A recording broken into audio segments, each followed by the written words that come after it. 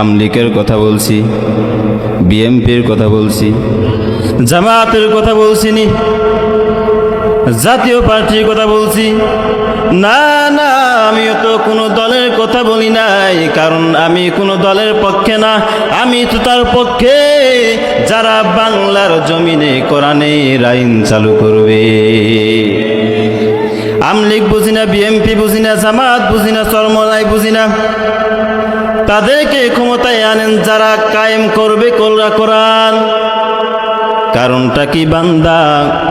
হাসরের ময়দানে ন্যায় শাসনকে আল্লাহ তার ছায়াতলে স্থান দান করবেন। ততদিন পর্যন্ত ন্যায়পরায়ণ ন্যায় শাসক বাংলার জমিনে প্রতিষ্ঠিত হবে না, যতদিন পর্যন্ত কোরআনের আইন চালু না হবে। কোরআনের আইন চালু না করলে ন্যায় বিচার, ন্যায় শাসক কোনো বাদশা করার ক্ষমতা নাই। সব দলেরই দেখা হলো, সব দলেরই দেখা হলো কেমন করে চালাই দেশ।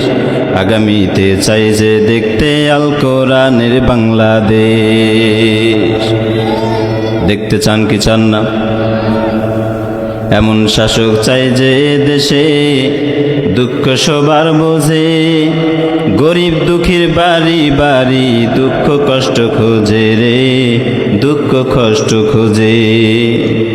সব অধিকার ফিরিয়ে দিবে, সব অধিকার ফিরিয়ে দিবে, আনবে দেশের খুশির লেশ।